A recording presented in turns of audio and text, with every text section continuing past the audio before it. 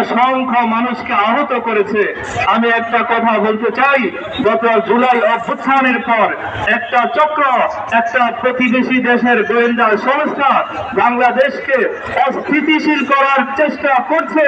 তা আমরা জানতে পেরেছি সেই সংস্থার লোকেরা এই সন্ত্রাসীদের কাজে ভর করেছে। এজন্য আমি বাংলাদেশের প্রশাসনকে, সরকারকে অনুরোধ করব, যেভাবে বিভিন্ন বিদ্রোহ দমন করা হয়েছে এবং সন্ত্রাসী সংগঠনকে নিষিদ্ধ করা হয়েছে, সেভাবে এই সন্ত্রাসী সংগঠনকে এবং একজন প্রভ্রষ্ট ধর্মগুরুর অনুসারীদেরকে, তাদের কর্মকাণ্ডকে বাংলাদেশে নিষিদ্ধ ঘোষণা করা হোক। এবং এই চাঁদপুরের এই বাস স্ট্যান্ড মসজিদে একজন খুনি, যিনি টঙ্গীর মাঠে খুনের নেতৃত্ব দিয়েছেন চাঁদপুরের পক্ষ থেকে, আমরা একজন খুনির পিছনে আমরা তার ইমামতিতে নামাজ পড়তে আমরা অস্বীকার করছি, তার পিছনে আমরা নামাজ পড়তে নারাজ। অবিলম্বে তাকে বাস স্ট্যান্ড মাদ্রাসা মসজিদ থেকে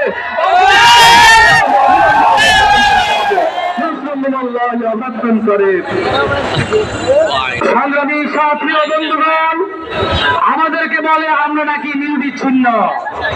আজকে তোমাদেরকে বলছি, আজকে আসো, দেখো, আমাদের স্টেজের দিকে লক্ষ্য করো, চাঁদপুর জেলার কোন সিনিয়র মুরব্বী বাদ নেই। অতএব ভবিষ্যতে তোমাদের বিরুদ্ধে পদক্ষেপ নেওয়ার জন্য আমরা এখন সকলে ঐক্যবদ্ধ হয়েছি। সংগ্রামী সাথী ও বন্ধুগণ, আমরা বক্তব্য দেওয়ার চেষ্টা করবো না, শুধু আমরা প্রতিনিধিত্ব করার চেষ্টা করব। অর্থাৎ 30 সেকেন্ড 50 সেকেন্ডের মধ্যে আমাদের কথা শেষ করব। এই পর্যায়ে সংক্ষিপ্ত বক্তব্য শেষ করব জনাব মাওলানা মাহমুদুল হাসান সাদি। জাফরাবাদ হাফিজিয়া মাদ্রাসার সম্মানিত নাজেম সাহেব, স্টেজে আসলে ভালো হয়।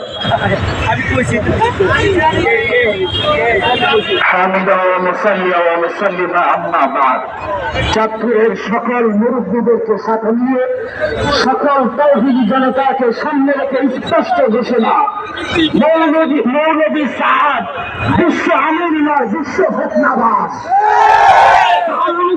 সন্ত্রাস, তারা ডাকাত, তারা খুনি, তারা সংরক্ষণ অবনীতির দালাল।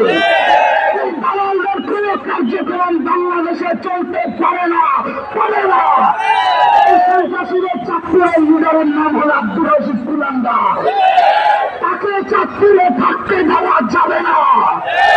প্রশাসনকে বলছি, একটু দ্রুত তাকে উৎখাত করুন, অন্যথায় বাংলাদেশের মুখে দেওয়ার সাধ্য কেউ নাই। চাঁদপুরের মাটি থেকে বাস ধরে টঙ্গীতে হামলা করেছে, সকল এভিডেন্স আমাদের হাতে আছে। প্রশাসনের কাছে হস্তান্তর করব, তাদেরকে গ্রেফতার করে দ্রুত শাস্তির মুখোমুখি করুন, অন্যথায় সাধারণ জনগণের হাতে বলাবলাই খাবে, বলাবলাই খাবে। সংগ্রামী সাথী ও বন্ধুগণ, সংক্ষিপ্ত বক্তব্য পেশ করবেন মতলব উত্তর থেকে আগত প্রখ্যাত আলেম দ্বীন মুফতি জয়নুল আবেদীন। نحمده ونصلي على رسوله الكريم أما بعد فقد قال رسول الله صلى الله عليه وسلم الدين هو النصيحة। দিন তো হলো অন্যের কল্যাণকামিতা।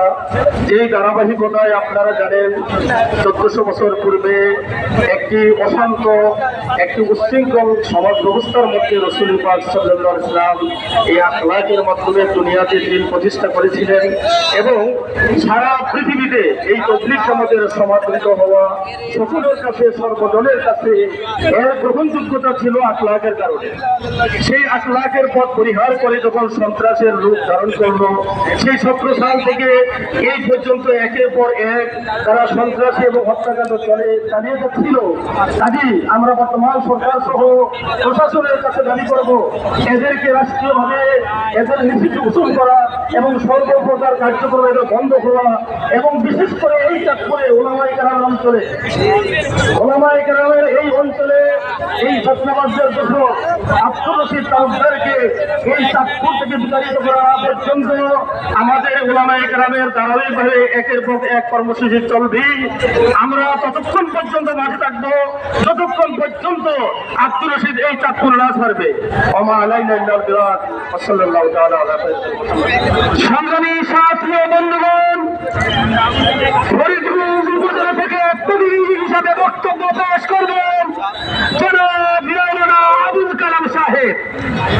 আসসালামু আলাইকুম ওয়া রাহমাতুল্লাহ। ভূমিকা ছাড়াই বলতেছি, হযরত আবু আব্দুল্লাহ উন্দুলুসি রাহিমাহুল্লাহ জানেন যুগ শ্রেষ্ঠ একজন আল্লাহওয়ালা বুজুর্গ আলেম ছিলেন, যার শিষ্য তখনকার দিনে প্রায় 70,000 বড় বড় আলেম ছিলেন। পরবর্তীতে যারা যুগ শ্রেষ্ঠ বুজুর্গ হয়েছেন, এরকম ব্যক্তিগত গোমরাহ হয়েছে।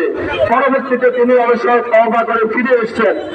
এরকম ব্যক্তি যদি গোমরাহ হইতে পারে, তাহলে সাত তার আগে গোমরাহ হওয়ার কথা যুক্তি রাখে। এই সাদ সাহেব যেভাবে গোমরাহ হয়ে গেছেন, আমি আশা রাখবো তিনি তার দোসরদেরকে নিয়ে হযরত আবু আব্দুল্লাহ উন্দুলুসি রাহিমাহুল্লাহর মতো তওবা করে আবার সঠিক পথে ফিরে আসবেন। আমার ফরিদগঞ্জের দুই ভাই আহত হয়েছেন টঙ্গীর মাঠে। আমাদের এক ভাই বড় ভাইকে পিটে আর এই কথা বলে যে আর আলেমদের কথা শুনবি। আসলে তাদের উদ্দেশ্য তাবলীগ না, তাদের উদ্দেশ্য হলো এই দেশ থেকে আলেমদেরকে নিচ্ছিন্ন করা, বিতাড়িত করা। তাহলে তো ইহুদি খ্রিস্টানরা এ দেশে আসি জায়গা নিতে পারবে। আমরা যারা আছি, আমরা কখনো তাদের এই স্বপ্নকে বাস্তবায়ন করতে দিব না ইনশাআল্লাহ। প্রিয় দিনী ভাইরা, কচুয়া উপজেলার প্রতিনিধি হিসাবে গুরুত্বপূর্ণ বক্তব্য পেশ করবেন প্রখ্যাত আলেম মাওলানা আবু হানিফ সাহেব। বক্তব্য পেশ করবেন মাওলানা আবু হানিফ সাহেব।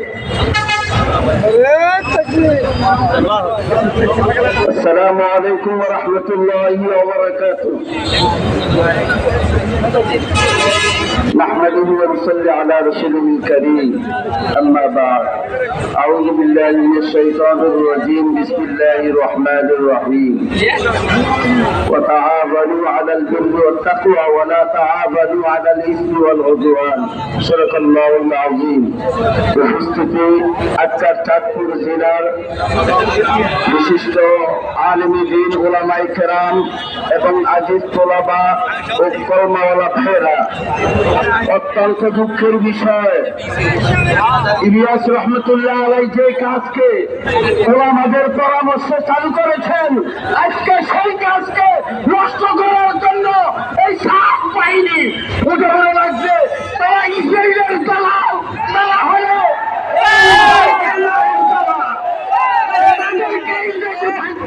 হবে না। আমাদের এই শান্তিপূর্ণ দেশকে অস্থিতিশীল করার জন্য তারা পায়খানা লিপ্ত, তারা বিদেশি এজেন্ডা বাস্তবায়ন করতে উঠে পড়ে লাগছে। টঙ্গীর ইজতেমা সারা বাংলাদেশের, সারা পৃথিবীর বিশ্ব ইজতেমা, এই সুন্দর ইজতেমাকে নস্যাৎ করার জন্য তারা পায়খানা লিপ্ত। তারা চায় না এই দাওয়াতের কামটা চলো। তাবলীগ নাম ব্যবহার করা তাদের জন্য বৈধ নয়। তারা হলো সন্ত্রাসী, তারা হলো খুনি, তারা হলো রাষ্ট্রদ্রোহী, তারা হলো টঙ্গী। যারা এই দুইবারের মতো বাংলাদেশে শান্তিপূর্ণ দেশে তারা তাবলীগী ভাইদেরকে নৃশংসভাবে হত্যা করেছে এবং হাজার হাজার ওলামায়ে কেরাম ছাত্র কওমওয়ালাদেরকে রক্তাক্ত করেছে, তাদেরকে আর এই সুযোগ বাংলাদেশে দেওয়া হবে না। এবং আমরা প্রশাসনের কাছে, অন্তর্বর্তী সরকারের কাছে আমাদের জোরালো দাবি, তাদের সকল কার্যক্রম বন্ধ করতে হবে। অন্যথায় বাংলাদেশের জনগণ যেখানে পাবে সেখানে তাদেরকে হত্যা করবে এবং তাদের সকল এই চাঁদপুর যে আব্দুর রশিদ তালুকদার, সে যারা খুনিদের হুতা, তাদেরকে অ্যারেস্ট করে আইনের আওতায় আনতে হবে। এটা জনগণের দাবি, ওলামায়ে কেরামের দাবি এবং মুসলিম তৌহিদি জনতার দাবি। এবং চাকরি থেকে এই খুনিদের ভোটাকে বিদায় করতে হবে। আজকাল এই আমাদের দাবি আমরা সরকারকে জানাই এবং চাকরির ডিজি সাহেবকে জানাই এবং